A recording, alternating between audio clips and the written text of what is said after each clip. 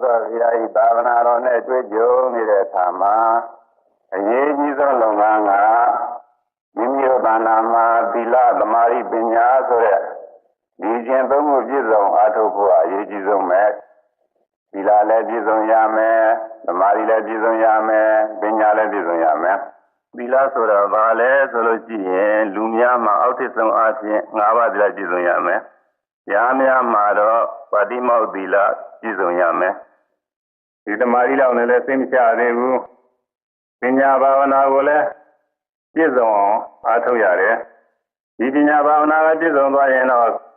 သီလရောသမာဓိရောပညာရောအကုန်လုံးတစ်ပါးလည်းပြည့်စုံသွားတော့တာပဲ။ဒီပညာဘာဝနာကဘယ်လိုအားထုတ်ရတာလဲဆိုလို့ရှိရင်မိမိတဏ္ဍာမှာထင်ရှားရှိနေတဲ့ယုတ်တရားနံတရားတွေကိုအမှန်အတိုင်းသိအောင်ခွဲစိတ်ပြီးရှုရတာပါပဲကိုယ်ထဲမှာတရားရှိနေတာကယုတ်တရားနဲ့နံတရားဒီနှမျိုးပဲရှိတယ်ယုတ်တရားကတစ်မျိုးနံတရားကတစ်မျိုးယုတ်တရားဆိုတာဘာလဲဆိုလို့ရှိရင်ကိုယ်ကောင်းတယ်ကြည့်လိုက်အခုထင်ရှားတွေ့နေရတာဟာယုတ်တရားတွေပါပဲသူတို့ကအမြည်သီးသီးနဲ့ပြောပြောမယ်ဆိုရင်ပထဝီဓာတ်အာဘောဓာတ်ဒေဇောဓာတ်ဝါယောဓာတ်သက္ကုဓာတ်ရူပဓာတ်စသည်ဖြင့်28ပါးတော့ရှိတယ်။ဒါပေမဲ့လူရင်းတို့ချုပ်ဆိုရင်တော့ဒီကုလုံးတစ်ကောင်လုံးအထေဝတ္ထုကြီးအနေနဲ့တရားတွေ့နေရတာတွေဟာယုတ်တရားတွေပါပဲ။ဥပမာသာမုံသေးမွားလေးတွေကိုရင်နဲ့ရောစပ်ပြီးတော့နေလိုက်ရင်အတုံးခဲကြီးဖြစ်လာတယ်။အဲ့ဒါလိုပါပဲ။ဒီယုတ်ကိုကြီးဆိုတာဟာလဲရုပ်သေးမွားလေးတွေအများကြီးစုပေါင်းပြီးဖြစ်နေတဲ့ရုပ်တုံးရုပ်ဖဲကြီးရုပ်စုဝေးကြီးပါပဲဒီယုတ်တရားဆိုတာကအေးနဲ့တွေ့ရင်လည်းတစ်မျိုးတစ်မျိုးကြောင်းလဲဖောက်ပြန်တတ်တယ်အပူနဲ့တွေ့ရင်လည်းတစ်မျိုးတစ်မျိုးကြောင်းလဲဖောက်ပြန်တတ်တယ်စမ်းကြင်မဲ့နဲ့တွေ့တိုင်းသူကဒီလိုတစ်မျိုးတစ်မျိုးကြောင်းလဲဖောက်ပြန်ပြီးသွားတတ်တယ်ဒါကြောင့်သူ့ကိုပါဠိလိုရူပလို့အမည်ပေးထားတယ်ဗမာလိုကတော့ရုပ်လို့ခေါ်တယ်သူ့ရဲ့သဘောတတ္တိကတော့ရုပ်ဆိုတာအာယုံကိုမသိတတ်တဲ့တရားပါပဲအဘိဓမ္မာပါဠိတော်မှာနာတရားနဲ့ယုတ်တရားကိုသာရမဏဓမ္မအနာရမဏဓမ္မလို့ခွဲခြားပြီးတော့ဟောထားတယ်သာရမဏဓမ္မအာယုံရှိတဲ့နံတရားအာယုံပြုတတ်တဲ့နံတရားအာယုံကိုသိတတ်တဲ့နံတရားကတစ်မျိုးတဲ့အနာရမဏဓမ္မ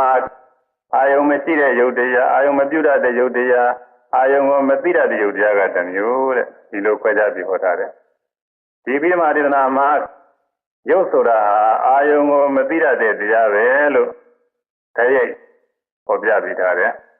ယောဂီပုဂ္ဂိုလ်ရဲ့ပညာနဲ့မှလည်းယုတ်တရားတွေဟာအာယုံကိုမသိတတ်တဲ့အနေနဲ့ပဲသင်ကြားပါတယ်သူသက်သက်နဲ့ဆိုရင်လှုပ်လည်းမလှုပ်တတ်ဘူးရုပ်ဆိုတာဟာအသိသဘောကြီးပဲဒါဖြင့်အခုသိနေတာကတော့ဘာလို့ဆိုလို့ရှိရင်ရုပ်ကိုမိပြီးဖြစ်နေတဲ့နံတရားလေးတဲ့နံတရားဆိုတာဒီတရားပါပဲသူကအာယုံစီကိုရောက်ပြီးတော့ပြီးရတယ်ဒါကြောင့်သူ့ကိုပါဠိလိုနာမလို့အမည်ပေးထားတယ်ဗမာလိုကတော့သူ့ကိုနာလို့ခေါ်တယ်အများအားဖြင့်တော့အဲ့ဒီနာတရားကိုစိတ်လိုပဲခေါ်နေကြပါတယ်အဲ့ဒီအတိတရားနာတရားစိတ်တရားလေးဟာရုပ်ကိုမိပြီးတော့ဖြစ်နေတယ်ဘယ်လိုလဲဆိုရင်မျက်စိရုပ်ကိုမြင်ပြီးတော့မြင်သိမှုဖြစ်နေတယ်။နားရုပ်ကိုမြင်ပြီးတော့ကြားသိမှုဖြစ်နေတယ်။နှာခေါင်းရုပ်ကိုမြင်ပြီးတော့နားသိမှုဖြစ်နေတယ်။တရားရုပ်ကိုမြင်ပြီးတော့အရသာသိမှုဖြစ်နေတယ်။ကိုယ်ရုပ်ကိုမြင်ပြီးတော့အတွေ့အထိအသိကလေးတွေဖြစ်နေတယ်။အကောင်အဆိုးအတွေ့အထိတွေဒီလိုလုံးမှအများကြီးပါပဲ။ပြီးတော့နှလုံးရုပ်ကိုမြင်ပြီးတော့စိတ်ကူးကြံစည်မှုသိမှုတွေမျိုးမျိုးဖြစ်နေတယ်။ဒါတွေအကုန်လုံးနံတရားကြီးပဲသိတာဆိုရင်နံတရားကြီးပဲယုတ်တရားမဟုတ်ဘူးယုတ်ဆိုတာကတော့ဘာမှမသိတာဘူးဒါပေမဲ့ပဂရိလူတွေထင်မှနေတာကတော့မြင်နေဆိုရင်မျက်စိကပဲမြင်သွားတယ်မြင်တာနဲ့မျက်စိကအတူတူပဲလို့ဒီလိုထင်နေကြတယ်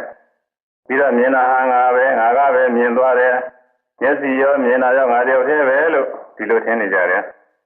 အမှန်ကတော့ဒီလိုမဟုတ်ဘူးမျက်စိကတခြားမြင်သိတာလေးကတခြားပဲ။ဘာကောင်ရလို့လည်းမရှိဘူး။မျက်စိကိုမြင်ပြီးမြင်သိသွားတာလေးပဲရှိတယ်။ဥပမာအခုကျောင်းပေါ်လူတိုင်းနေရာမှာကျောင်းကတခြားလူကတခြားပဲ။ကျောင်းကလူမဟုတ်ဘူး။လူကလည်းကျောင်းမဟုတ်ဘူး။တခြားစီကွဲနေတယ်။ဒါလိုပဲမြင်တဲ့အခါမှာလည်း မျက်စိကတခြားမြင်တာကတခြားပဲမျက်စိကလည်းမြင်သိတာမဟုတ်ဘူးမြင်သိတာကလည်းမျက်စိမဟုတ်ဘူးခြားစီပဲကွဲနေတယ်ဒီနည်းဥပမာကတော့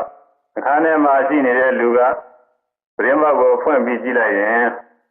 ခန်းပြင်ဘက်ကရာဝတ္ထုတွေကိုအများကြီးပဲမြင်သွားတယ်ဒီလိုမြင်တာဟာဘယ်သူကမြင်တာလဲ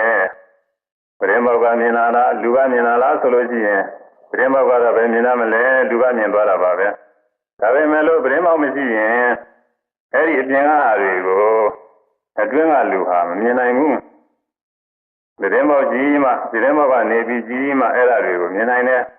အပေါင်းမရှိတဲ့နာယပိတ်ခါရတဲ့နေရာကနေပြီးကြည့်လို့တော့အပြင်ကဟာတွေကိုမမြင်နိုင်ဘူးအဲ့ဒါလိုပါပဲမြင်တာနဲ့မျက်စိကတခြားစီပါပဲမျက်စိကမြင်တာမဟုတ်ပါဘူးမြင်တာကလည်းမျက်စိမဟုတ်ပါဘူးသို့ပေမဲ့မျက်စိရှိမှပဲမြင်သိမှုကဖြစ်နိုင်တယ်မျက်စိရုပ်ကိုမှီပြီးတော့မှမြင်သိမှုကလေးကဖြစ်တယ်အဲဒီတော့မြင်တိုင်းမြင်ခိုက်ခဏမှာသင်ကြားရှိတာကမျက်စိရုပ်ရဲ့မြင်ရတဲ့အဆင်းရုပ်ရဲ့မြင်သိတဲ့နာမ်လေးရဲ့ဒီသုံးခုပဲရှိတယ်ဒီထဲမှာမျက်စိရုပ်ရဲ့မြင်ရတဲ့အဆင်းရုပ်ရဲ့သူတို့နှစ်ခုကတော့ဘာကိုမှမသိတတ်ဘူးမြင်တယ်ဆိုတဲ့နာမ်ကတော့မြင်ရတဲ့အဆင်းကိုသိတတ်တယ်မြင်ရတာကိုဘယ်လိုပါပဲလို့သူကသိပြီးသွားတယ်ဒါကြောင့်မြင်စေခဏမှာထင်ရှားရှိတာကမသိတတ်တဲ့ယုံနဲ့သိတတ်တဲ့နာမ်ဒီယုံနာနှစ်ပါးပဲထင်ရှားရှိတယ်ယုံနာနှစ်ပါးတွဲပြီးထင်ရှားဖြစ်သွားတာကိုမြင်တယ်လို့ခေါ်နေရတာပဲဝိပဿနာဉာဏ်မြင်မရှိသေးတဲ့ပဂရိလူတွေကတော့ဒီလိုမြင်သွားတာကိုပဲငါကောင်းတော်ဘာကောင်းအသက်ကောင်းလို့ထင်နေကြတယ်မြင်တာငါပဲငါကပဲမြင်သွားတယ်ငါကပဲသိသွားတယ်လို့ဒီလိုထင်နေကြတယ်အဲဒီလိုထင်နေတာကိုသက္ကာရိတိခေါ်တာပဲသက္ကာရိတိဆိုတဲ့ပါဠိအမည်ထဲမှာသက္ကာယကတပုတ်ဒိဋ္ဌိကတပုတ်သက္ကာယဆိုတဲ့ပုဂ္ဂထင်ရှားရှိတဲ့ယုံနာစုလို့ဆိုလိုတယ်ဒိဋ္ဌိဆိုတဲ့ပုဂ္ဂအထင်မှားအမြင်မှားလို့ဆိုလိုတယ်ဒါကြောင့်သက္ကာရိတိဆိုတာတကယ်ထင်ရှားရှိတဲ့ယုံနာစုပေါ်မှာအထင်မြင်မှားတာလို့ဆိုလိုတယ်အထင်မြင်မှားပုံကိုထပ်ပြီးတော့ရှင်းပြအောင်မယ်မြင်တိုင်းမှာဟုတ်တကယ်ထင်ရှားရှိတာကမျက်စိရုပ်ရဲ့မြင်ရတဲ့ဆင်းရုပ်ရဲ့မြင်သိတဲ့နာမ်တရားလေးရဲ့ဒီယုံနာနှမျိုးပဲရှိတယ်ဒီယုံနာနှမျိုးတဲ့အဟုတ်ရှိတကယ်ရှိနေတာမှမယ်ဒီလိုအဟုတ်ရှိတကယ်ရှိနေတဲ့ယုံနာစုဝေးကိုလူတွေကဘာထင်နေကြတော့ဆိုတော့ပုဂ္ဂိုလ်သတ္တဝါကောင်ငါကောင်လို့ထင်နေကြတယ်မြင်တာလည်းငါပဲမြင်ရတာလည်းငါပဲငါကိုယ်ငါမြင်သွားတာပဲလို့ဒီလိုထင်နေကြတယ်အဲလိုထင်တာငါကောင်မဟုတ်တဲ့မြင်မှုယုံနာတရားရဲ့အပေါ်မှာငါကောင်အနေနဲ့ထင်မြင်မှားသွားတာပဲဒါကြောင့်ဒီလိုတကယ်ပဲထင်မှဆွဲလန်းနေရင်အဲ့ဒါကိုသက္ကာရိတိလို့ခေါ်တယ်ဒီသက္ကာရိတိမကင်းသေးတဲ့ကာလပတ်လုံးအပယ်လေးပါးကမလွတ်မြောက်သေးဘူးကုသိုလ်ကအကျိုးပေးနေလို့လူပြည်နာပြည်မှာဖြစ်နေရပေမဲ့လို့သိမချသေးဘူးမကောင်းမှုအကုသိုလ်ကခွင့်ရသွားတဲ့အခါမှာအပယ်လေးပါးလည်းကြကြသွားနိုင်နေတာပဲဒါကြောင့်ဒီသက္ကာရိတိလုံလုံကင်းသွားအောင်အားထုတ်ရမယ်ဆိုတာကိုမြတ်စွာဘုရားကသက္ကာဒိဋ္ဌိပါဏာယပတောဘိက္ခုပရိယစေလို့ဒီလိုအရေးကြီးမိန့်မှာထားခဲ့ပါတယ်ဆိုလိုတာကတော့သံဃာထဲမှာကျင်းနေရတဲ့သူဟာမအိုခြင်းမနာခြင်းမသေးခြင်းမမဲ့လို့မနေရဘူးဒီနေ့ကျတော့အိုရတယ်မကြမ်းမမာနာဖျားရတယ်သိရတယ်သိပြီးကြတော့လေတဖန်ဘဝအသိမဖြစ်ခြင်းမဲ့လို့မနေရဘူးဖြစ်ရပြန်တာပဲဖြစ်ကြတော့လေကိုဖြစ်ကြမှာကြီးဖြစ်ရတာလည်းမဟုတ်ဘူးသက္ကာရိမကင်းသေးတဲ့သူမှဆိုရင်ငရဲဒိဋ္ဌံပြိတ္တအပုရကဲဆိုတဲ့ဘယ်ဘဝဆိုရင်မှလည်းကားလျော်စွာဖြစ်သွားရသေးတာပဲဒါကြောင့်သံဃာဆိုတာဟာပြည့်ပြည့်ချာချာသိရင်အမှန်တန်ကိုကြောက်စရာကောင်းပါတယ်အဲဒီကြောက်စရာကောင်းတဲ့သံဃာဘေးကြီးကိုသိမြင်ပြီးတော့သံဃာကလွတ်မြောက်အောင်နိဗ္ဗာန်ရောက်အောင်အားထုတ်ရမယ်သံဃာကြီးတစ်ခုလုံးကမလွတ်မြောက်သေးတော့အပေသံဃာကလွတ်မြောက်သွားအောင်အားထုတ်ရမယ်တဲ့အပေလေးပါးကိုကြစေနိုင်တဲ့သက္ကာရိဋ္ဌိကိုအကျွမ်းမဲ့ပယ်နိုင်အောင်အားထုတ်ရမယ်တဲ့ဘယ်လိုအားထုတ်ရမလဲဆိုတော့သက္ကာဒိဋ္ဌိပါဏာယ သက္ကာရိဋ္ဌိကိုပယ်ခြင်းဟာဘတော်အမှတ်ရလည်းရဲ့ပရိဝဇေကိလေသာနဲ့ပဲအတွင်းမှာထွက်သွားရမယ်တဲ့သက္ကာရိဋ္ဌိအစွဲလန်းကင်းနေတဲ့အောင်မြင်မှုကြားမှုအစရှိတဲ့ယုံနာတွေကိုအမှားရမှုတတိနဲ့ရှုမှတ်သွားရမယ်တဲ့အာထုပ်လုံငန်းကတော့မြင်တိုင်းမြင်တိုင်းမြင်တိုင်းမှာတရားရှိတဲ့တရားလေးတွေကိုရှုယုံမှတ်ယုံပါပဲမြင်တိုင်းမြင်တိုင်းမြင်တယ်လို့ရှုမှတ်ရမယ်ရှုတယ်မှတ်တယ်ဆိုတာသေချာသိအောင်ပဋိညာနဲ့စူးစိုက်ပြီးနှလုံးသွင်းလိုက်တာကိုခေါ်တာပါပဲဒါကြောင့်မြင်တယ်လို့ရှုမှတ်လိုက်ရင်တခါတည်းမှာမြင်ရတဲ့ဆင်းကိုရှုမှတ်မိသွားတယ်တခါတည်းမှာမြင်တဲ့စိတ်ကလေးကိုရှုမှတ်မိသွားတယ်တခါတည်းမှာမြင်ရတာနဲ့မျက်စိကလေးကိုရှုမှတ်မိပြီးတော့ဒီကနေပြီးမြင်သွားတာပဲလို့ဒီလိုသိသွားတယ်ဘယ်ဟာပဲမှမိစီဖြစ်စေတခုခုမှမိလို့တခုခုသိသွားရင်ကိစ္စပြီးတာပါပဲတခုခုမှမသိဘူးဆိုရင်တော့အဲ့ဒီမြင်မှုကိုအကြောင်းပြုပြီးပုဂ္ဂိုလ်တ attva ငါကောင်လို့သင်္မဆွဲလာတဲ့သက္ကာတွေဖြစ်လာမယ်နေသဒုက္ခအတ္တကိလေသာအစွဲတွေဖြစ်လာမယ်အဲဒီကိလေသာအစွဲကကံနေဖြစ်ကံကအကျိုးပေးတော့ဘဝတည်တည်ခြင်းနဲ့ဒီလိုပရိစ္ဆသမုပ္ပါဆက်လဲပြီးတော့သံဃာဝဆင်းရဲတွေမပြတ်ဖြစ်နေတာဒါကြောင့်ဒီလိုသံဃာဝဆင်းရဲတွေတဝဲလဲဖြစ်ပြီးမနေရအောင်ဟာမြင်တိုင်းမြင်တယ်လို့ကျူရမှတ်ရမယ်။ကြားကိစ္စဒီမှာလည်းအတူတူပါပဲ။ယုံနဲ့နာပဲရှိတယ်။ကြားတယ်ဆိုတာနာရုပ်ကိုမြင်ပြီးတော့ကြားသိမှုလေးဖြစ်သွားတာပဲ။နာကလည်းယုတ်ကြားတာလည်းယုတ်ကြားသိသွားတာကတော့နာယုံနာနှစ်ပါးပဲရှိတယ်။အဲဒါကိုလည်းသိအောင်ကြားတယ်လို့မှတ်ရမယ်။နှာခေါင်းကအနာကိုနာတိုင်းလဲနာတယ်လို့မှတ်ရမယ်။တရားကရတာကိုစသည်တိုင်းလဲသိတယ်လို့မှတ်ရမယ်။ကိုယ်ကတွေ့ထိတိုင်းလဲအဲဒီတွေ့ထိတာလေးတွေကိုလိုက်ပြီးမှတ်ရမယ်။ဒီကိုယ်လုံးမှာအသွေးသားစိုးနေတဲ့နေရာတိုင်းကအတွေ့အထိကိုလက်ခံဖမ်းယူနိုင်တဲ့ယုတ်တမျိုးရှိတယ်။အဲဒါကိုကာယပတာဒကိုယ်ကြည်ယုတ်လို့ခေါ်တယ်။အကောင်းဆုံးအတွေ့အထိဟူသမျှဟာအဲဒီကိုယ်ကြည်ယုတ်ပေါ်မှာကြီးတိုက်ခိုက်လာတယ်။ဒီလိုတိုက်ခိုက်လာတဲ့အကောင်းဆုံးအတွေ့အထိတွေကိုကာယဝိညာဉ်ခေါ်တဲ့စိတ်ကတွေ့ထိပြီးပြီးသွားတယ်။ဒါကြောင့်တွေ့ထိခိုက်မှာကိုယ်ကြည်ကလည်းယုတ်တွေ့ထိရတာတွေကလည်းယုတ်ထိပြီးသွားတာကတော့နာဒီယုတ်နာနှစ်ပါးပဲရှိတယ်။အဲဒါတွေကိုလည်းသိအောင်ထီတိုင်းထိတယ်လို့မှတ်ရမယ်။ဒါကသာမာတွေ့ထိကိုမှတ်ပုံပဲ။ထူးတဲ့အတွေ့အထိတွေကလည်းရှိသေးတယ်။ဒုက္ခဝေဒနာတွေနဲ့တွဲပြီးတော့ညောင်းတယ်၊ပူတယ်၊နားတယ်၊ကျင်တယ်၊ကြိုက်ခဲတယ်စသည်ဖြင့်အများကြီးပါပဲ။အဲဒီတွေ့ထိတွေမှာတော့ဝေဒနာကသင်စားနေလို့ဝေဒနာကိုပဲကောင်းတာပြီးတော့ညောင်းတယ်ဒီလိုမှတ်ရ။ပူရင်လည်းပဲပူတယ်နားရင်လည်းပဲနားတယ်စသည်ဖြင့်သူဖြစ်တဲ့အတိုင်းပဲမှတ်သွားရုံပါပဲလက်ကလေးခြေလေးတွေကိုယ်လိုက်ဆန်းလိုက်တို့ကြားပြုလိုက်လို့ရှိရင်လည်းတဲ့ခြေတွေကအတွေ့အထိတွေသင်ကြားဖြစ်သွားတာပဲကိုယ်ချင်းဆန်းခြင်းနဲ့စိတ်ကြောင့်ကိုယ်ရုပ်ဆန်းရုပ်လူကြားရုပ်ကလေးတွေအသင်းစဉ်ဖြစ်ပြနေတာဒါလေးတွေကိုအခုတော့မသိနိုင်သေးဘူးတော်ကြာမှပဲပြီးမယ်အခုပြောနေတာကတော့သုတ္တမြန်ဖြစ်အောင်လို့စောစောကကြိုတင်ပြီးပြောနေတာပဲအားလုံးလှုပ်ရှားပြည့်မှုတွေဟာစိတ်ကလေးတွေနဲ့ကြီးတယ်ပဲလုံနေတာကိုယ်မယ်ဆမ်းမယ်လှုပ်မယ်ကြတဲ့စိတ်ကလေးတွေကြောင့်ဒီရုပ်ကလေးတွေကတစ်ဆင်ချင်းတွေ့ချင်းဖြစ်နေတာဖြစ်ပြီးတော့လည်းသူဖြစ်ရမှာပဲပြောက်ပြပြီးလိုက်နေတာအဲ့ဒါလေးတွေကိုတော်တော်ကြာတော့ကိုယ်တိုင်ပဲတွေ့တော့ပါလိမ့်မယ်ကိုယ်ရဆမ်းတဲ့အခါမှာကိုယ်မယ်ဆမ်းမယ်ကြတဲ့စိတ်ကလေးတွေကစားပြီးတော့ဖြစ်လာတယ်အဲ့ဒီစိတ်ကလေးတွေကြောင့်လည်းခြေထဲမှာကိုယ်ရုပ်ဆမ်းရုပ်ကလေးတွေတောင်းနေရလူကြားရုပ်ကလေးတွေတစ်ဆင်ချင်းဖြစ်လာတယ်ဒီတိုင်းလည်းသူတို့ကလည်းတဲ့ခြေထဲမှာရှိတဲ့သာယပတာရခေါ်တဲ့ကိုကြည်ယုံနဲ့တိုက်ခိုက်တွေ့ထိပြီးတော့ဖြစ်လာတယ်ဒီတော့သာဝိညာဉ်ခေါ်တဲ့စိတ်ဒီလေးကတရားထိရမှာထိပြီးသွားတယ်ဒါကြောင့်တဲ့ခြေတွေတောင်းနေတာလှုပ်ရှားတာတွေထင်ရှားနေတာအဲဒီထင်ရှားတာတွေကိုမကျွဝင်မှမိလို့ရှိရင်ဘာဖြစ်သွားတော့ဆိုတော့ ကွေးတာဟာငါပဲငါကွေးတာပဲဆန္ဒဟာငါပဲငါဆန္ဒပဲငါလည်းပဲငါခြေပဲစသည်ဖြင့်ပညာသက်ပုဂ္ဂိုလ်တွေရောက်သွားတယ်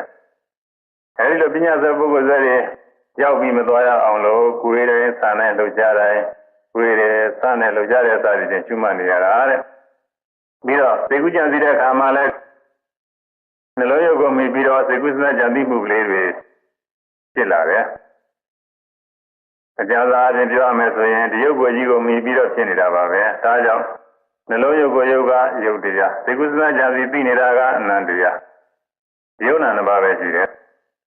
ဒီယုံနာကလေးတွေလည်းသိအောင်လို့စိတ်ကူးတိုင်းစဉ်းစားတိုင်းကြံစီတိုင်းစိတ်ကူးတယ်စဉ်းစားတယ်ကြံစီတဲ့စသည်ဖြင့်မှတ်ရမယ်အခုပြောခဲ့တဲ့အတိုင်းဖြစ်တဲ့ယုံနာလေးတွေကိုစိတ်တိုင်းပြတိုင်းလိုက်ပြီးတော့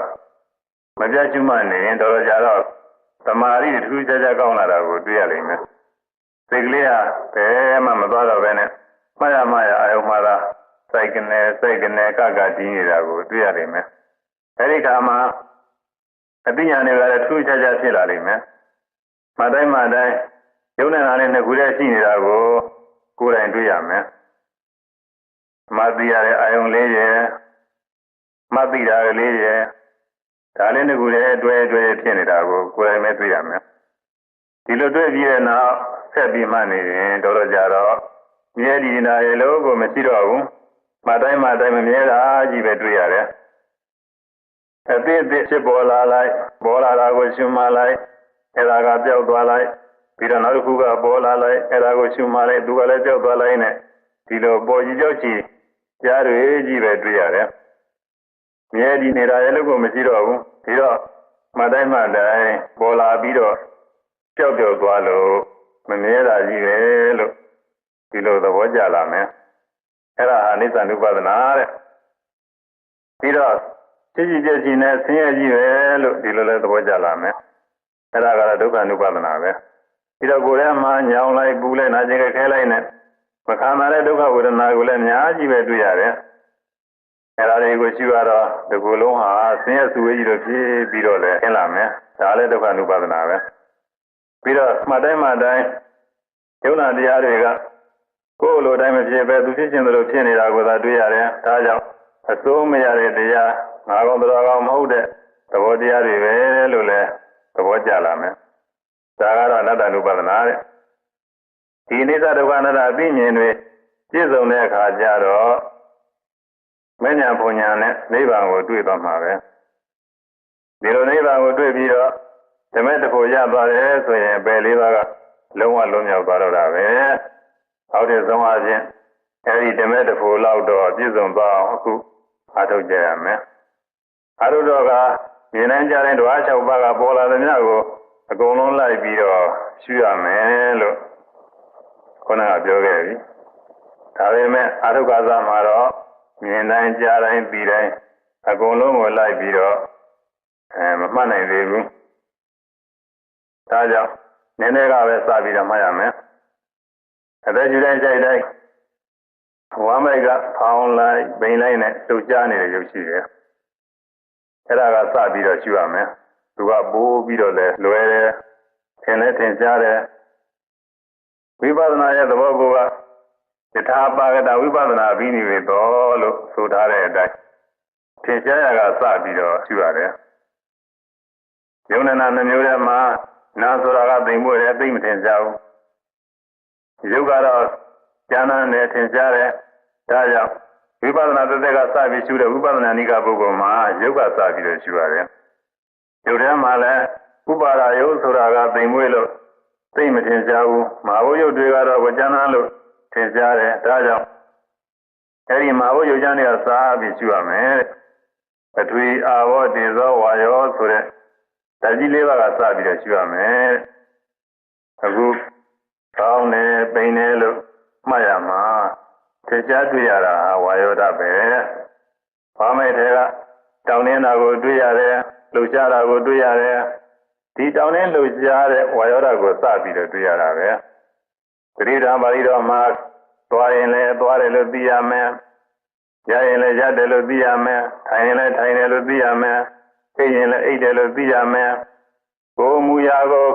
ပြုပြင်တိုင်း အဲဒီပြုပြင်မှုကိုသိရမယ်စသည်ဖြင့်ဟောထားတယ်အဲဒီမှာအထာထာကဝါယောဓာတ်ကိုကြည့်ကောင်းတာပြီးပြီးဖို့ပြထားတယ်အပြည့်စုံဆိုရင်တော့ကိုယ်မူရာတိုင်းမှာဒါလေးပါလုံးထင်ရှားနေတာကြီးပါပဲအဲ့ဒါတွေကိုသိဖို့ပါပဲဒါကြောင့်အခုထိုင်းနေတဲ့အခါကာလမှာအသက်ရှူတိုင်းဖောင်းတာပိန်တာလေးနှစ်ခုထင်ရှားနေတယ်ဒါလေးနှစ်ခုကစားပြီးတော့မှတ်ရမယ်ဟောအခုဒီကစားပြီးမှတ်ပုံကြီးပြောသွားတော့မယ်နော်ခုနကပြောလာခဲ့တာတွေကတော့သုဒ္ဓမေယညာဖြစ်ရအောင်လို့ဝိပဿနာကျင့်ပုံအကြောင်းအရာတွေကိုအကျယ်ပြောလာခဲ့တာအခုဒီကစားပြီးတော့မှတ်ပုံကြီးများများပြောသွားတော့မယ်ဒီစိတ်ချာစူးစိုက်ပြီးနားထောင်ကြရမယ်ဖောင်းနာပိန်နာလေးတွေမှတ်ရအောင်ဟာရှင်းဥစွာဘိုင်းမှာသိနေစိုက်ထားရမယ်အသက်ရှူသွင်းလိုက်တဲ့အခါဖောင်းတက်လာတာကိုတွေ့ရလိမ့်မယ်အသက်ရှူထုတ်လိုက်တဲ့အခါပိန်ကျသွားတာကိုတွေ့ရလိမ့်မယ်ဖောင်းတက်လာတာလေးကိုဖောင်းတယ်လို့မှတ်ရမယ်ပိန်ကျသွားတာလေးကိုပိန်တယ်လို့မှတ်ရမယ်သိနေစိုက်ပြီးကြည့်နေရုံနဲ့မထင်ရှားသေးဘူးဆိုရင်ဘိုင်းမှာလည်းနဲ့ထိထားအသက်ရှူကိုတော့မပြင်းနဲ့နေအောင်လည်းအသက်အောင်မထားနဲ့မြင်အောင်လည်းအာမထုံနဲ့ရင်းရင်းကြီးလည်းမရှူနဲ့အသက်ရှူကိုပြင်လိုက်ရင်မောသွားလိမ့်မယ်ဒါကြောင့်ပဂရိရှူမြဲအတိုင်းမမှန်လေးသာရှူရမယ်အသက်ရှူမှသွားရင်မမှန်လေးပြန်ထားဒီလိုမမှန်လေးရှူနေရင်ဖောင်းတယ်လာတာကိုဖောင်းတယ်လို့မှတ်ပိန်ကြသွားတာကိုပိန်တယ်လို့မှတ်ဖောင်းတယ်ပိန်တယ်ဒီလိုဆိုလေးတွေကတော့စိတ်ထဲတင်ဆိုရမှာနော်ပါးစပ်ကတော့ဆိုနေဖို့မလိုပါဘူးဖောင်းတယ်ပိန်တယ်ဖောင်းတယ်ပိန်တယ်လို့ဒီလိုစိတ်ဆိုလေးနဲ့လိုက်ပြီးမှတ်နေရမယ်ဝိပဿနာဆိုတာအဆိုးရင်းကြီးတွေကလိုရင်းမဟုတ်ဘူးပြီးဖို့ကပါပြီးလို့တယ်ဒါကြောင့်ဆိုရင်ကလေးနဲ့တော့ကိစ္စမပြီးသေးဘူးဖောင်းတယ်လို့မှတ်တဲ့အခါမှာဖောင်းစားကနေပြီးဖောင်းဆုံးတိုင်အောင်ဖောင်းတက်လာတာလေးကိုမျက်စိနဲ့မြင်တယ်လို့သိချာချာသိသွားစီရမယ်ပိန်တယ်လို့မှတ်တဲ့အခါမှာလည်းပိန်ကျသွားတာလေးကိုပိန်စားကပိန်ဆုံးတိုင်အောင်မျက်စိနဲ့မြင်တယ်လို့ထင်ရှားရှားသိသွားစီရမယ်ဖောင်းတယ်လို့မှတ်ရင်ဖောင်းတာနဲ့အပြီးနဲ့ကပ်သွားစီရမယ်ငဲနဲ့ပြလိုက်တော့ဘက္ကနေတိမှန်သွားတာလို့ဘုရားပေါ်လာတဲ့မှတ်စရာအာယုံနဲ့ဒီကရှုမှတ်လိုက်တဲ့စိတ်နဲ့ဟာတခါတဲ့အញ្ញကြိုက်ကြဲသွားအောင်လို့ယူဆိုင်ပြီးမှတ်ရမယ်ပိန်နေမှတော့လည်းတူတူပဲပိန်နာနဲ့အမှတ်တာနဲ့ဟာအញ្ញကြိုက်သွားစီရမယ်ဘာမှထူးမှစရာမရှိရင်ဒီဖောင်းနာပိန်နာလေးနှစ်ခုတည်းပဲမှတ်နေရမယ်ဖောင်းနေပိန်နေဖောင်းနေပိန်နေဖောင်းနေပိန်နေလို့မပြတ်ရှုမှတ်နေရမယ်ဒီလိုမှတ်နေရင်စိတ်ကတခြားကိုထွက်သွားရင်စိတ်ကတခြားကိုထွက်သွားတာလည်းကြည့်လေဦးမယ်အဲဒီလိုထွက်သွားတဲ့စိတ်ကလေးကိုလည်းလိုက်ပြီးတော့မှတ်ရမယ်အဲဒီစိတ်ကလေးကိုသွားတယ်လို့မှတ်ရမယ်ဒီလိုတစ်ချက်တစ်ချက်လောက်မှတ်လိုက်ရင်အဲဒီစိတ်ကတော့မသွားကြဘူးဒီတော့ဖောင်းနေပိန်နေဖောင်းနေပိန်နေလို့ရမှသွားရုံပဲစိတ်ကလေးတနေရာရောက်သွားရင်ရောက်တယ်လို့မှပြီးရင်ဖောင်းနေပိန်နေလို့ပြန်မှသွားရုံပဲစိတ်ကူးထဲမှာဒုတိယအောင်နဲ့တွေ့ရင်လည်းတွေ့တယ်လို့မှပြီးရင်ဖောင်းနေပိန်နေလို့ပြန်မှဒုတိယအောင်နဲ့တွေ့လို့စကားပြောနေမှသတိရတဲ့ခါလည်းရှိတယ်အဲဒီလိုစကားပြောနေတဲ့စိတ်ကူးကိုလည်းပြောတယ်လို့မှတ်ရတာပဲပြောရင်ကတော့ပါပဲဖြစ်ဖြစ်စိတ်ကူးကြံစီမှုတွေဖြစ်တိုင်းလိုက်မှတ်ဖို့ပါပဲမှတ်ပုံကတော့စိတ်ကူးရင်စိတ်ကူးတယ်လို့မှစဉ်းစားရင်စဉ်းစားတယ်ကြံရင်ကြံတယ်သိရင်သိတယ်လုံးသွင်းရင်လုံးသွင်းတယ်လို့မှပြီးတဲ့မှာပြောတယ်ထင်လဲပြောတယ်လို့မှပြင်းရင်လည်းပြင်းတယ်လို့မှဝမ်းသာရင်လည်းဝမ်းသာတယ်လို့မှစိတ်ကြရင်လည်းစိတ်ကြတယ်လို့မှ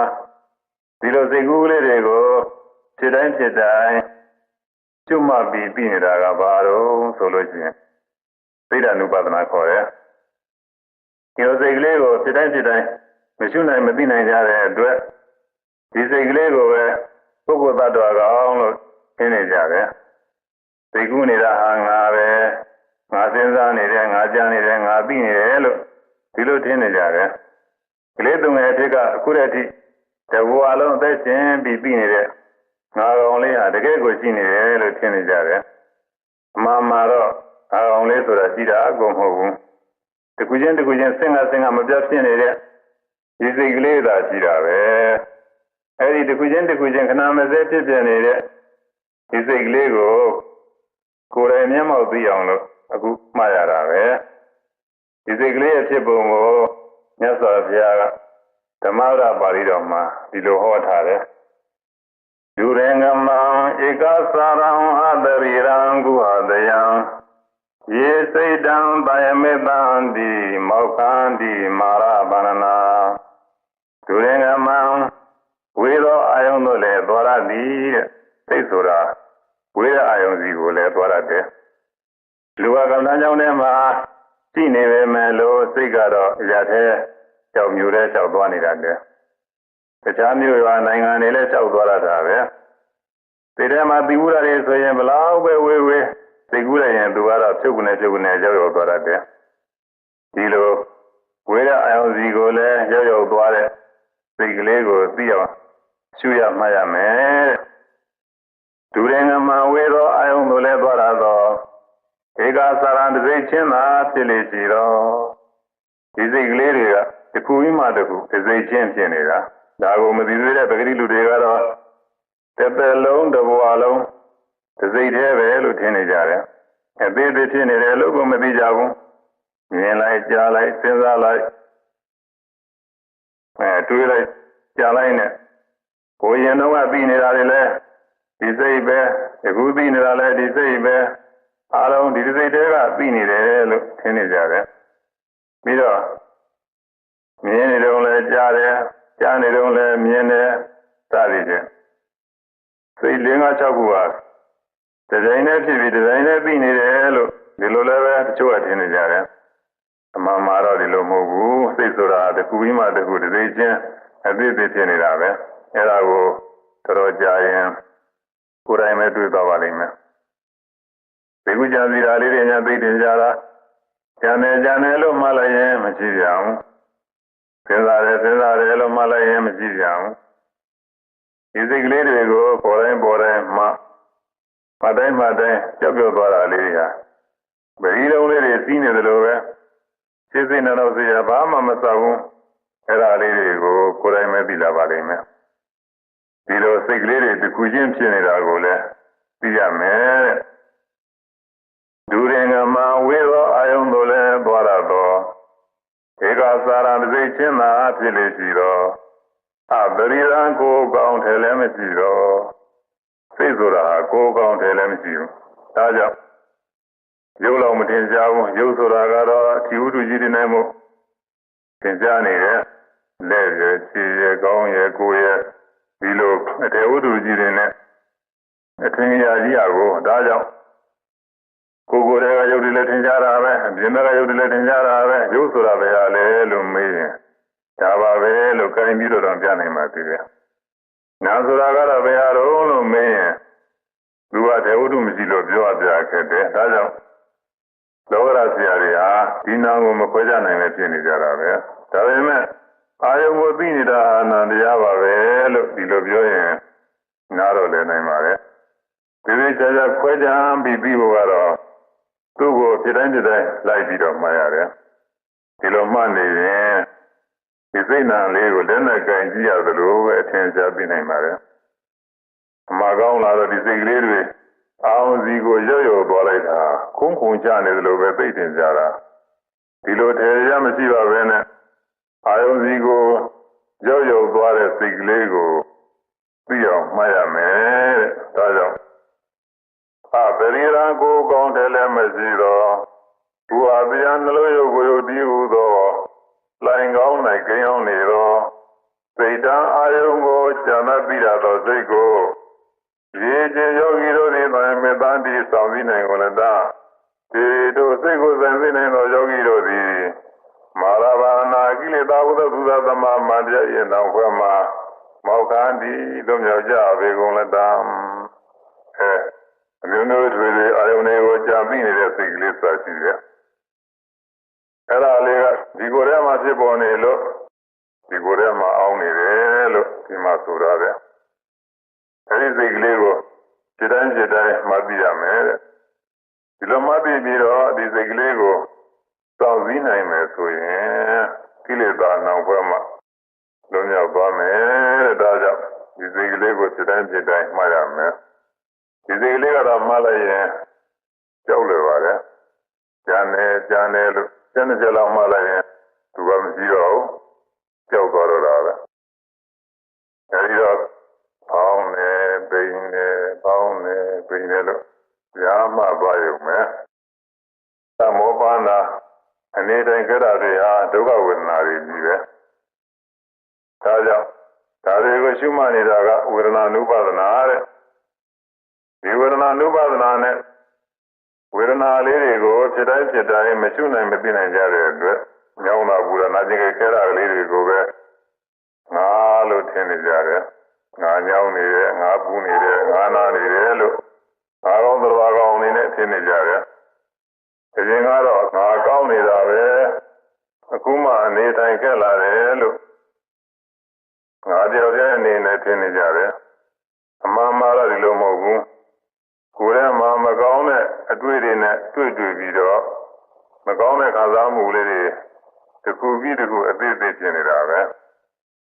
ဓမ္မဝိညာဉ်မှာဒါလေးတွေအသေးသေးလာတိုင်းမပြတ်လင်းနေတယ်လို့ပါပဲကိုယ်ထဲမှာမကောင်းတဲ့အတွေ့လေးတွေနဲ့အသေးသေးတွေ့တိုင်းမကောင်းတဲ့ခံစားမှုလေးတွေဆင်းကမပြတ်ဖြစ်နေတာပဲအဲ့ဒါလေးတွေကိုအသေးချာသိအောင်ညောင်းနေပူရင်လည်းပူတယ်နာရင်လည်းနာတယ်လို့ဒီလိုစားပြီးမှတ်နေရမယ်။ဘာသာမှာတော့ညောင်းတာပူတာလေးတွေကတိုးပြီးတော့ညောင်းလာတာပူလာတာနဲ့အဲဒီတော့ပြင်းနေတဲ့စိတ်ကလေးကပေါ်လာလိမ့်မယ်။အဲဒီစိတ်ကလေးကိုပြင်းနေလို့မှတ်လိုက်ရမယ်။ပြီးတော့ညောင်းတာပူတာကိုပဲပြန်မှတ်နေရအောင်မယ်။ဒီလိုသိခါပြီးပြန်မှတ်နေရင်ညောင်းတာပူတာတွေကသူ့လိုပဲကြောက်သွားတာပါပဲကြောက်သွားရင်ဟောင်းတာပိနာကိုပြန်မှတ်သွားရုံပဲသိခါရင်နိဗ္ဗာန်ရောက်တယ်သိခါရင်နိဗ္ဗာန်ရောက်တယ်ဆိုတာဒီပြနေရာမှာတဲ့ဟောဒီတရားထုတ်ရမှာပို့ပြီးသုံးကြတယ်တရားထုတ်ရင်သိခါမှာပဲညောင်းတာပူတာကိုသိမခါမဲနဲ့ခဏရွှေ့လိုက်ပြင်းလိုက်လုပ်နေရင်တော့သမာဓိမဖြစ်နိုင်ဘူးသမာဓိမဖြစ်ရင်ညာမဖြစ်ဘူးညာမဖြစ်တော့မဲ့ဘုနိဗ္ဗာန်ကိုမရောက်ဘူးပေါ့ဒါကြောင့်သိခံပြီးမှနေရတယ်တရားတို့ရာမှာသိခံရတယ်ဆိုတာကလည်းကိုယ်တည်းကဒုက္ခဝေဒနာတွေကိုသိခံရတာပဲများပါတယ်ဒါကြောင့်ညောင်းတာပူတာနာကျင်တာအခါခဲတာတွေဖြစ်လာလို့ရှိရင်ရုပ်တရက်မှဖြစ်ပြီးတော့မရွှေ့လိုက်မပြင်လိုက်ရဘူးသိပြီးမှနေရအောင်မယ်ညောင်းနေပူတယ်စသည်ဖြင့်သိခံပြီးမှနေရအောင်မယ်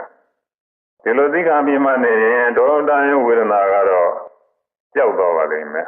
သမာဓိညာအားကောင်းတဲ့အခါများမှာတော့အမှန်တန်ကြီးကျယ်တဲ့ဝေဒနာတွေတောင်ကြောက်သွားတာကိုတွေ့ရပါလိမ့်မယ်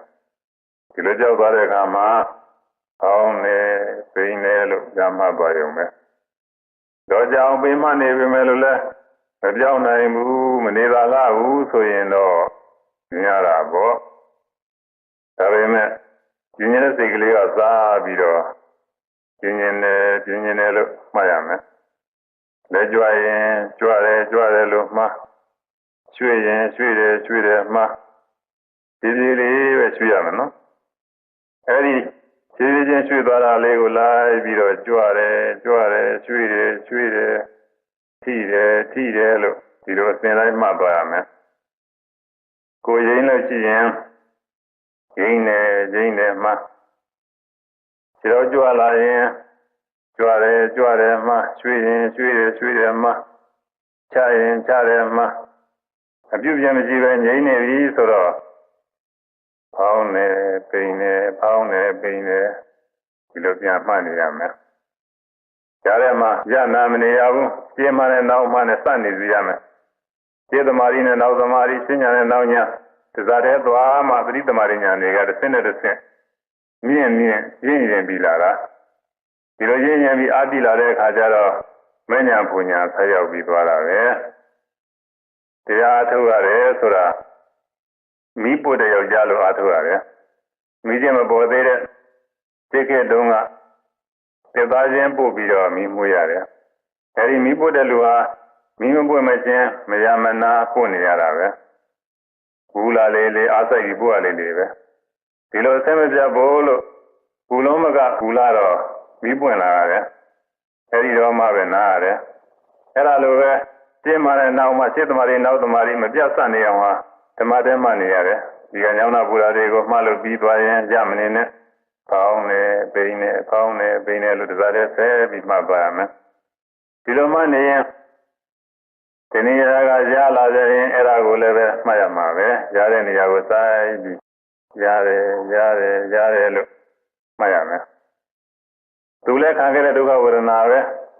ရတော့ခြင်းတဲ့စိတ်ကလေးပေါ်လာလေဦးမယ်အဲ့ဒါကိုလည်းဖြောက်ခြင်းနဲ့လို့မှမဖြောက်ရသေးဘူးပြီးတော့လည်းရတယ်လို့ပဲပြန်မှနေရအောင်မယ်ဒီလိုပေမှနေရင်ရတာကတော့ကြောက်သွားတာပဲများပါတယ်ကြောက်သွားရင်အောင်းနေပိန်နေလို့ပြန်မှသွားရုံပဲအပြောက်လာတဲ့ခါကျတော့လည်းဖြောက်ရတာပေါ့ဒါပေမဲ့ကြောက်ခြင်းတဲ့စိတ်ကလေးကစားပြီးမှတ်သွားရမယ်ဖြောက်ခြင်းနဲ့မှလက်ကြွလာရင်ကြွတယ်မှ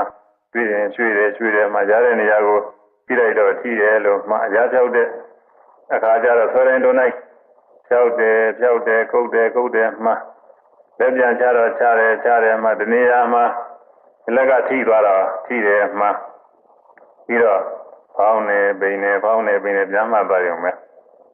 ကိုယ်မူရတယ်ပြုပြင်နေဒီနည်းကြီးပဲဘာလေးတစ်ခုမှလွတ်မသွားစေရဘူးပြုပြင်နေတဲ့စိတ်ကလေးကစားပြီးစစ်ဆက်မှတ်သွားရတယ်ခရာကထားအောင်မယ်လို့ကြံရင်အဲ့ဒီစိတ်ကိုထားခြင်းနဲ့လို့မှတ်ရမယ်လက်တွေခြေတွေကျင်တော့ကြွတယ်ရွှေ့တယ်ဆန့်တယ်ထိတယ်ထောက်တယ်စသည်ဖြင့်စင်တိုင်းမှားပြီးပြုပြင်ရမယ်ကိုကြီးကခြေကိုရင်းလာတော့ရင်းနေမှထားလိုက်တဲ့အခါမှာကိုကြီးကပေါ့ပြီးကြွတက်လာတာရှိတယ်အဲ့ဒါကိုစူးစိုက်ပြီးတော့ထားတယ်လို့မှတ်ရမယ်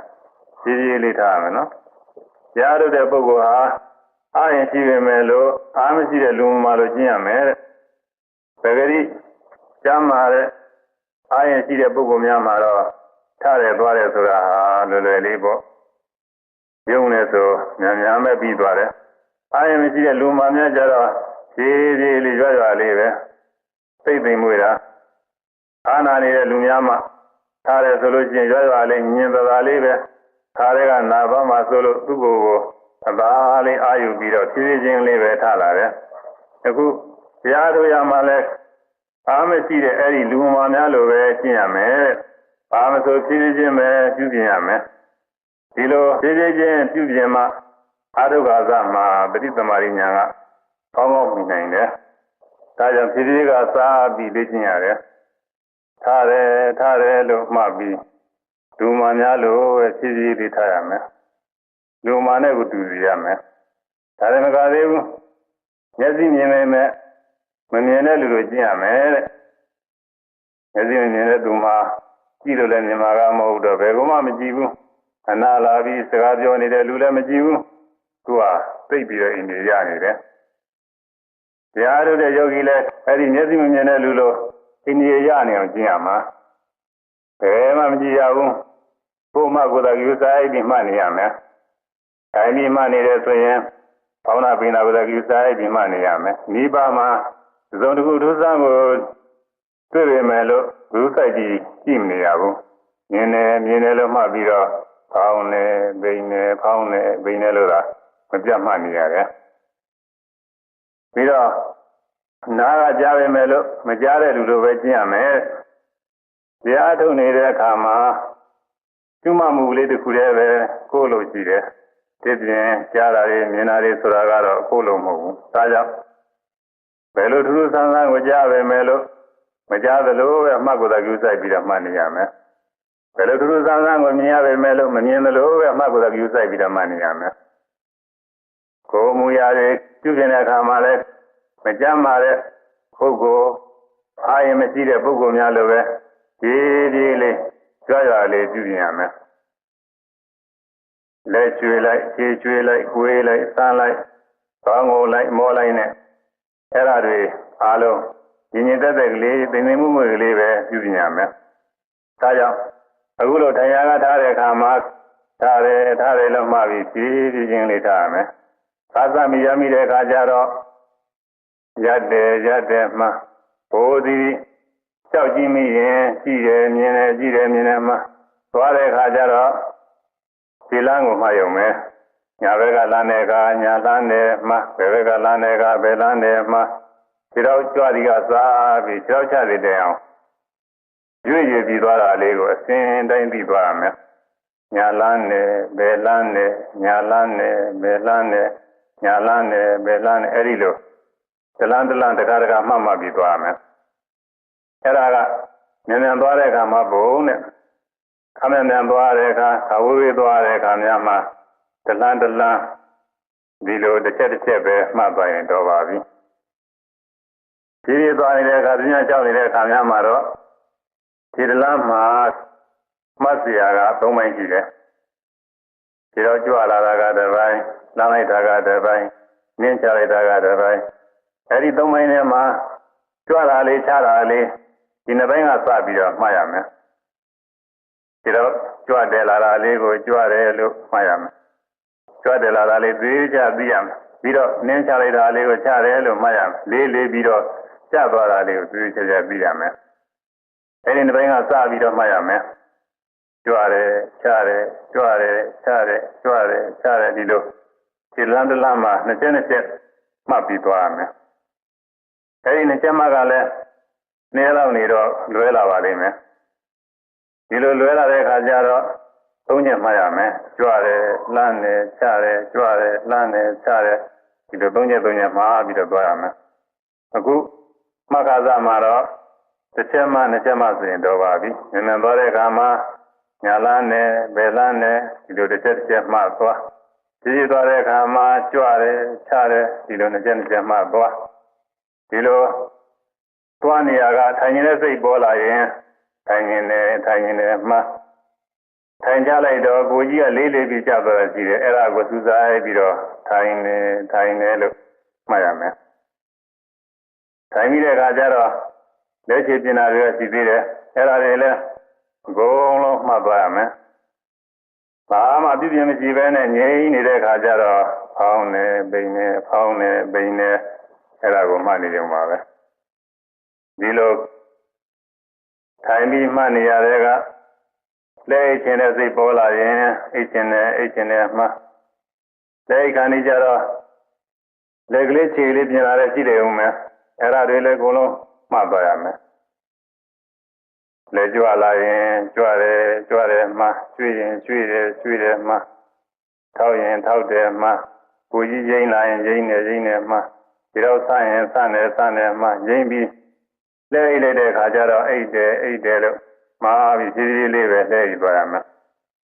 ဒီလိုဖိလိုက်တာကလည်းရေးကြည့်တယ်ဒီတွင်းမှာလည်းတရားတို့ကဖြစ်နိုင်တာပဲသမာဓိညာအားရှိနေတဲ့အခါမှာဆိုရင်ဘယ်ချိန်မှဆိုတရားတို့ကဖြစ်နိုင်တာကြီးပဲဒီကွေးတစအတွင်းလည်းဖြစ်နိုင်တာပဲဒီတော့ကအရှင်အာနန္ဒာယဟန္တာဖြစ်သွားတယ်ဆိုတာဒီလိုလဲအိမ်တွေတော့ဖြစ်သွားတာပဲညဇောပြိဋိနိဗ္ဗာန်စံပြီးတဲ့နောက်3လလုံးလို့၄လရဲ့ရောက်တဲ့အခါမှာပထမသင်္ဃာနာကျင့်ပွဲကြီးစပြီးတော့ကျင်းပါတယ်အဲဒီတုန်းကအရှင်အာနန္ဒာဟာသံဃာနာစည်းဝေးကိုယဟန္တာဖြစ်နေဝင်နိုင်အောင်လို့အပြင်းထန်တရားထုတ်နေတယ်သရဂတသတိလို့ခေါ်တဲ့ကာနုပဒနာသတိပဋ္ဌာန်ကိုညာလို့ဉာဏ်လျှောက်ပြီးတော့ပေါ်များအထုတ်နေတယ်ညာလန်းတယ်ဘယ်လန်းတယ်ကြွတယ်လန်းတယ်ချတယ်ဆိုတဲ့အခုပြောနေတဲ့အမှန်မျိုးပါပဲခြေလန်းတိုင်းသွားခြင်းနဲ့စိတ်နာတရားနဲ့သွားတဲ့ယုတ်တရားတွေတစ်ပိုင်းစီဖြစ်ပြနေတာကို ကျုမာပြီးတော့လိုက်တာလည်းလင်းကဏိတာရောက်နေပြီတဲ့ဒါပေမဲ့ဉာဏ်နာတော့လည်းမဖြစ်သေးဘူးတဲ့ဒီတော့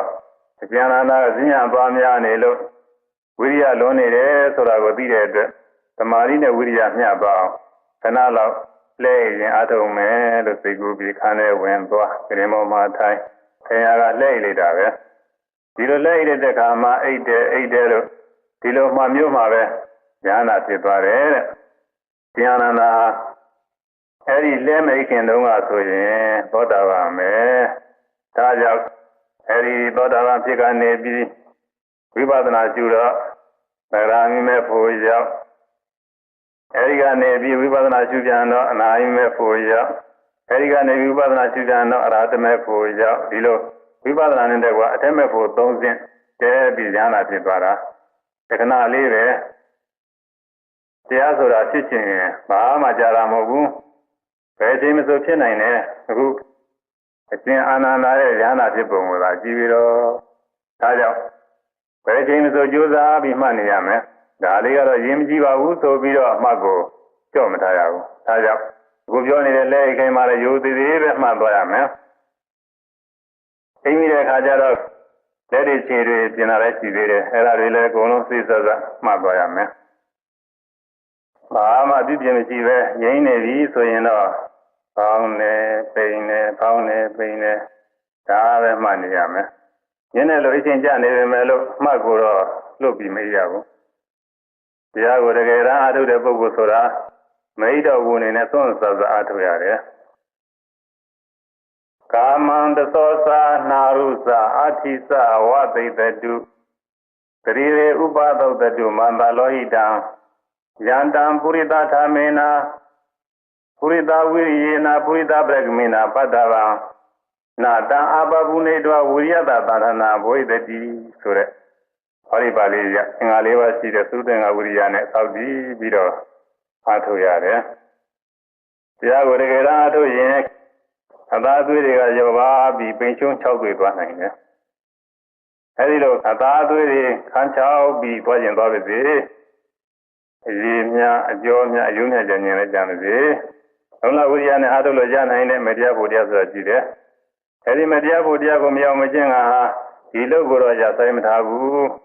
မပြမစက်အားထုတ်သွားမယ်လို့ဒီလိုဝိရိယကိုကျင်းနေထားပြီးအားထုတ်ရမယ်တဲ့ဒါကြောင့်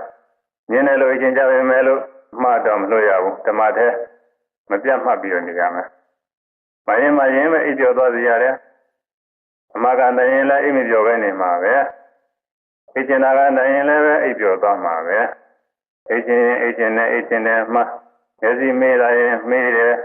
လေးရင်လေးတယ်မျက်စိဖာရင်ဖာနေမှဒီလိုမှလိုက်တာနဲ့မျက်စိကပြန်ပြီးတော့ကြည်သွားပြန်လို့ရှိရင်ကြည်တယ်လို့မှတ်ရုံပဲပြီးတော့ဖောင်းနေပိန်နေပြန်မှတ်သွားရုံပဲ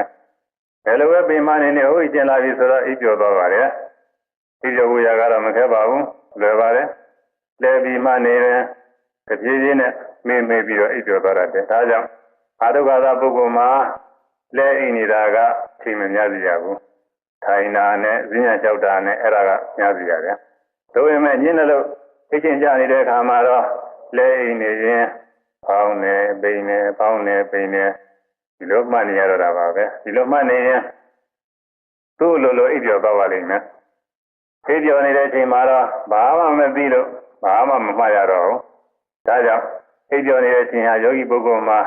နားရတဲ့အချိန်ပဲဒါပေမဲ့တကယ်တမ်းတရားထုတ်တဲ့ပုဂ္ဂိုလ်ဆိုတာအိတ်ချိန်ကို၄နာရီလောက်ပဲထားရတယ်၄နာရီလောက်အိတ်တယ်ဆိုရင်ကောင်းလုံနေပါပြီအဲဒီအိတ်ကျော်ကနိုးလာရင်နိုးတဲ့ကစားပြီးတော့မှတ်ရတယ်မရောက်ဖို့ရောက်တကယ်တမ်းအားထုတ်တဲ့ယောဂီဆိုတာဟာအိတ်ကျော်နေတဲ့အချိန်လောက်ပဲနားရတယ်ဒီနိုးနေတဲ့အချိန်တွေမှာတော့မနေမနာမပြမစက်ဓမ္မတည်းမှတ်နေရတယ်ဒါကြောင့်မှတ်နိုင်လို့ရှိရင်နိုးလာတဲ့စိတ်ကလေးကိုလည်းနိုးတယ်လို့မှတ်ရတာပဲအဲ့ဒါကိုမသိနိုင်မမှန်နိုင်သေးရင်တော့ဖောင်းတာပိန်တာကစပြီးတော့မှတ်သွားရုံပါပဲဖောင်းနေပိန်နေဒီလိုမှတ်သွားရုံပါပဲအေးရကထားမယ်လို့ကြံရင်ထားခြင်းနဲ့မှလက်ချင်တင်တာလေးရှိရင်လည်းအဲ့ဒါတွေကိုမှကောင်းထောင်ပြီးထားလာတော့ ထားတယ်မှာထိုင်မိတဲ့အခါကျတော့ထိုင်နေမှာအဲခြေတွေပြင်လာရှိသေးရင်အဲ့ဒါတွေကိုလည်းအကုန်မှာဘာမှပြပြမရှိဘဲနဲ့ငြိမ်လေးထိုင်ပြီးနေတဲ့အခါကျတော့ပေါင်းနေပိန်နေပေါင်းနေပိန်နေဒါကိုပြတ်မှတ်နေုံပါပဲခုပြောလာကြတာတွေဟာသရိယာဘု၄ပါးလုံးအပြောင်းလဲနေတဲ့ကွာမှတ်ရမယ့်ဥစ္စာတွေကြီးပဲဒါပေမဲ့မဂ္ဂသပုဂ္ဂိုလ်ကတော့ခုပြောခဲ့တာတွေကိုအကုန်လုံးမှတ်နိုင်သေးပါဘူးနောက်သမာဓိညာအားကောင်းလာတဲ့အခါကျမှဒါတွေကိုသိစောစောကျွမ်းနိုင်မှာအဲဒီခါကျတော့အများကြီးပဲမှတ်နိုင်ပါတယ်အခုပြောတာတော့မကသေးပါဘူးအခုပြောနေတာခေါင်းစဉ်လောက်ရှိသေးတာပဲသတိသမာဓိဆိုတာကသူ့ဟာသူဆောင်သွားတာအတိတွေကလည်းသူ့ဟာသူပဲများပြီးလာတယ်အဲဒီခါကျတော့အတိစရာတွေကိုအကုန်လုံးသူ့ဟာသူပဲသိပြီးသွားပါလိမ့်မယ်အခုပြောနေတဲ့အမှတ်ဖို့စဉ်ကတော့အကျဉ်းကြီးရှိပါသေးတယ်အခုပြောနေတာတော့သိုံနဲ့တော့တရားကပြည့်စုံသေးပါဘူးပြင်မဖြစ်ပါမလားလို့တော့အားငယ်နေကြမလို့ဘူးတရားတော်ကသူ့ဟာသူဆောင်ပြီးသိစရာတွေကိုအကုန်လုံးပဲလျှောက်ပြီးသိသွားပါလိမ့်မယ်ပြီးတော့မျက်နှာသိတဲ့အခါကျိုးတဲ့ခါတွေမှာလည်းမှတ်ရမယ်ဒါတွေကတော့အခမ်းများလုပ်ရတဲ့ဟာတွေမို့မှတ်နိုင်တယ်များမှတ်သွားရုံပါပဲဘိုးစားပြင်ဝတ်တာတွေလည်းရှိတယ်ခေယနေရပြင်တာတွေလည်းရှိတယ်တကားပိတ်တာဖွင့်တာတွေလည်းရှိတယ်အဲ့ဒါတွေကတော့သိစစအကုန်လုံးရှုမှတ်ပြီးတော့သွားရမယ်ဓမင်းစားတဲ့အခါမှာဓမင်းဘွယ်ကြည့်တာကစားပြီးတော့ကြည့်တယ်မြင်တယ်ကြည့်တယ်မြင်တယ်မှတ်ရမယ်ဓမင်းဘွယ်စီလည်းလှမ်းတာထိတာဓမင်းစုတာပြင်တာကိုင်းတာယူလာတာခေါင်းငုံတာဒါကြတဲ့ဓမင်းလှုပ်ထဲတာလက်ပြန်ချတာခေါင်းပြန်ထောင်တာဒီလိုပြုပြင်တွေကိုအကုန်လုံးမှတ်သွားရမယ်ဝါတဲ့ခါကျတော့ဝါတယ်မှဝါနေတော့အရသာကိုပြီးတော့ပြီးတယ်မှသဘောကျသွားရင်လည်းသဘောကျတယ်မှကောင်းတယ်ထင်ရင်လည်းကောင်းတယ်မှမျိုးချလိုက်တော့မျိုးတယ်လို့မှအဲ့ဒါတွေဟာသမင်းတလို့စားတော့မှတ်ပုံပဲနောက်သမင်းလုပ်တွေမှာလည်းပဲဒီနည်းတိုင်းပဲကျွမှတ်ပြီးတော့သွားရမယ်ဒီသမင်းစားရမှာလည်းပဲအမှတ်ရခဲ့တယ်မှတ်စရာတွေသိများတာပဲမဂ္ဂဇပုဂ္ဂိုလ်မှာတော့မိသားစုတွေမမှတ်နေတာတွေကလည်းပဲများနေတာပါပဲဒါပေမဲ့အကုန်လုံးမှတ်မယ်လို့စိတ်ကတော့တင်ပြီးထားရတယ်သူကတော့မှတ်နိုင်လို့ခုံးကျော်သွားတာတွေလွတ်သွားတာတွေတော့လည်းဘယ်တတ်နိုင်မလဲနောက်သမာဓိညာအားကောင်းလာတဲ့အခါကျတော့ဘုံလုံးစိတ်ဆက်ဆက်မှတ်နိုင်ပါလိမ့်မယ်အခုပြောလာခဲ့တာမှတ်ပုံတွေတော့သုံးသွားပြီဒါပေမဲ့ခေါင်းနဲ့ပိန်နဲ့လည်းမှတ်ရင်ရုံနဲ့နာနှစ်ခုတခြားစီကွဲလာတယ်ခေါင်းတယ်လာတဲ့ရုံနဲ့ခေါင်းတယ်လို့သိတဲ့စိတ်ကလေးပိန်ကျသွားတဲ့ရုံနဲ့ပိန်တယ်လို့သိတဲ့စိတ်ကလေးဒီလိုရုံနဲ့နာနှစ်ခုဟာတွဲနဲ့တစ်စုံကိုက်ပြီးကြာနေတာကိုကိုယ်တိုင်ပဲပိုင်းခြားပြီးသိလာမယ်အဲဒီတော့မှတ်တိုင်းဟာမှတ်သိစရာယုတ်တရားကတစ်မျိုးမှတ်သိနေတဲ့နာတရားကတစ်မျိုးယုတ်နဲ့ဒီနာဒါလေးနှစ်ခုရှိတာပဲလို့ကိုယ်တိုင်ညာနဲ့ကိုရှင်းပြီးသိလာပါလိမ့်မယ်အဲ့ဒါဟာနာယုတ်ကိုပိုင်းခြားပြီးတဲ့နာမရူပပရိစ္ဆေဒညာနဲ့သူဟာဝိပဿနာဉာဏ်တွေရဲ့အစပဲသူကချိုးကြလာဖို့ရည်ကြီးတယ်အဲဒီကနောက်ဆက်ပြီးမှတ်နေလို့ရှိရင်တော့ကြတော့သမာဓိဉာဏ်တွေကသူ့ရဲ့အားကောင်းပြီးတော့လာတယ်အဲဒီခါကျတော့မှတ်နေရင်နဲ့ပေါ်ပြီးတော့တခဏချင်းပြုတ်ကိုသွားတာတွေကိုကိုယ်တိုင်တွေ့ရတယ်အဲဒီတော့ပေါ်ပြီးတော့ပြောက်သွားလို့မမြဲတဲ့တရားတွေကြီးတယ်ပဲလို့သိမှရင်သဘောကျပြီးတော့လာတယ်အဲ့ဒါအနိစ္စ ानु ပါဒနာဉာဏ်ပဲဒါကြတော့ပေါ်ယူကြောက်ခြင်းနဲ့ဆင်းရဲတွေကြီးပဲလို့ဒီလိုလဲထင်လာတယ်အဲ့ဒါကဒုက္ခ ानु ပါဒနာဉာဏ်ပဲပြီးတော့ကိုယ်ထဲမှာခံခဲ့တာတွေကလည်းပဲအမြောက်များတွေ့ရတော့ဆင်းရဲစုဝေးကြီးလို့လည်းပဲထင်ပြီးတော့လာတယ်အဲ့ဒါလည်းဒုက္ခ ानु ပါဒနာဉာဏ်ပဲပြီးတော့မှားရတဲ့ယုံနာတွေကကိုယ်လိုတိုင်းဘာမှမဖြစ်ဘူးသူသဘောအတိုင်းသူဖြစ်ပြနေတဲ့သဘောတရားတွေကြီးပဲအဲ့ဒါတွေကိုကြည့်တွေ့နေရတော့အစိုးမရတဲ့တရားတွေပဲပုဂ္ဂိုလ်သားတော်ကမဟုတ်တဲ့သဘောတရားတွေပဲလို့ဒီလိုလည်းပဲမှတ်နေရင်သဘောကျပြီးသွားတယ်အဲ့ဒါကတော့အနတ္တ ानु ပါဒနာဉာဏ်ပဲဒီအနိစ္စဒုက္ခအနတ္တအသိဉာဏ်တွေကောင်းကောင်းပြည့်စုံသွားတဲ့အခါမှာဒီလိုကျွမှတ်နေရင်တည်းကပဲနိဗ္ဗာန်ကိုရောက်သွားတယ်ဒီတုန်းကရာယနာပုဂ္ဂိုလ်တွေနိဗ္ဗာန်ကိုသွားကြတယ်ဆိုတာလေဒီဝိပဿနာလမ်းကကြီးသွားတာပဲဝိပဿနာမပါဘဲနဲ့နိဗ္ဗာန်ကိုမသွားနိုင်ဘူးဉာဏ်နာနေရင်မဲ့ကိုနိဗ္ဗာန်ကိုရောက်သွားတယ်ဆိုတာတွေလည်းနည်းနည်းတော့ကျွမှတ်သွားသေးတာပဲဒါကြောင့်ဝိပဿနာဆိုတာအလုံးစုံဖြာယနာရိယပုဂ္ဂိုလ်တွေနိဗ္ဗာန်သွားတဲ့နိဗ္ဗာန်လမ်းမှာကြီးတဲ့ဝိပဿနာဆိုရင်သတိဓာတ်၄ပါးတွေကတဘာဘာတော့မုတ်ချပါဝင်နေတာပဲဒါကြောင့်သတိဓာတ်ဆိုတာလဲအလုံးစုံဖြာယနာရိယပုဂ္ဂိုလ်တွေနိဗ္ဗာန်သွားတဲ့နိဗ္ဗာန်လမ်းမှာကြီးတဲ့အခု တရားထုံးမဲ့ယောဂီပုဂ္ဂိုလ်တွေဟာအဲ့ဒီဘုရားယဟနာရိယပုဂ္ဂိုလ်တွေနိဗ္ဗာန်သွားထားတဲ့နိဗ္ဗာန်လမ်းမကြီးပေါ်မှာရောက်လာကြတယ်လို့မှတ်ရမယ်။မေတ္တာဘုရားနိဗ္ဗာန်တရားကိုရပါလို့ဤလို့ထူတောင်းပြီးပြုထားတဲ့ကုသိုလ်ပါရမီတွေရှိနေလို့မေဖို့နိဗ္ဗာန်ကိုခုပွားမှာပဲရလိုက်တဲ့ပါရမီကပြည့်စုံနေလို့ဘုရားယဟနာရိယပုဂ္ဂိုလ်တွေသွားထားတဲ့နိဗ္ဗာန်ဥပဒနာလမ်းမကြီးပေါ်မှာငါတို့ခုရောက်လာကြတယ်လို့အောက်မေ့ကြရမယ်ဝမ်းမြောက်ဝမ်းသာလည်းရှိကြရမယ်။ဒီလမ်းမကြီးအစဉ်တိုင်းရှောက်ပြီးသွားလို့ချင်းရှိကဘုရားယဟနာရိယပုဂ္ဂိုလ်တွေတွေ့ပြီးထားတဲ့သမာဓိညာအထူးတွေကိုကိုယ်တိုင်တွေ့သွားတော့မှာပဲဘယ်တော့မှမတွေ့ဘူးသေးတဲ့စိတ်တည်ခြင်းမှုသမာဓိတွေကိုလည်းတွေ့ရမယ်အဲဒီသမာဓိကြောင့်ဖြစ်ပေါ်လာတဲ့တရားရဓာတုတွေဘာနဲ့ဝန္တာတရားတွေလည်းအကောင်းတွေကိုလည်းအများကြီးပဲတွေ့သွားမယ်ပြီးတော့ယုတ်တရားနာတရားတွေနိစ္စဒုက္ခအနတ္တသဘောတရားတွေကိုလည်းပဲကိုယ်ပိုင်ညာနဲ့ပဲတွေ့ပြီးတော့သိသွားမယ်အဲဒီအသိဉာဏ်တွေပြည့်စုံတဲ့အခါမှာဘုရားယနာအရိယာပုဂ္ဂိုလ်တွေတွေ့ပြီးထားတဲ့မေတ္တာဖို့တရားနိဗ္ဗာန်တရားတွေဆိုတာကိုမျက်မှောက်တွေ့ပြီးသွားမယ်အဲ့ဒါမကြတော့ဘူးခုအားထုတ်နေတဲ့ရပိုင်းအတွင်းမှာပဲတွေ့သွားမယ်တလအတွင်းရက်20အတွင်းမှာလည်းတွေ့သွားနိုင်တယ်15ရက်အတွင်းမှာလည်းတွေ့သွားနိုင်တယ်ပါရမီအင်မနာထုတဲ့တဝုတလေမှာဆိုရင်တော့9ရက်အတွင်းမှာတော့တွေ့သွားနိုင်ပါသေးတယ်ဒါကြောင့်ဘုရားယနာအရိယာပုဂ္ဂိုလ်တွေတွေ့ပြီးထားတဲ့မေတ္တာဖို့တဲ့နိဗ္ဗာန်တရားတွေကိုအခု15ရက်ရက်20အတွင်းတလအတွင်းမှာပဲဧကရောက်ရမယ်လို့ယုံကြည်စိတ်ကြပြီးထားကြရမယ်အဲဒီမေတ္တာဖို့တဲ့နိဗ္ဗာန်တရားတွေကိုယ်လည်းမျက်မှောက်ဆက်ရောက်ပြီးတော့ဘယ်ကြတဲ့တက်ကားလေးဝိသိကိစ္စတွေကင်းလို့ဘယ်တန်တရားကြီးမှလွန်မြောက်သွားပြီတော့မယ်။တန်တရားလုံးလျှောက်ပြီးတွေးသွားမယ်။ဘယ်ဆင်းရဲတွေမှကိုတရားအားထုတ်နေတဲ့ရပိုင်းလေးအတွင်းမှာမကြခင်အတွင်းမှာပဲဧကမုတ်ချက်လွန်မြောက်သွားပြီတော့မယ်လို့ယုံကြည်စိတ်ချပြီးတော့ကြိုးစားအားထုတ်ကြရမယ်။အပြည့်စုံကြိုးစားအားထုတ်နိုင်ကြ၍ဘုရားယနာအရိယာရှင်မြတ်တို့မျက်မှောက်တွေ့သိရသောနိဗ္ဗာန်တရားကိုမဉ္ဇဉ်ဘုံညာဖြင့်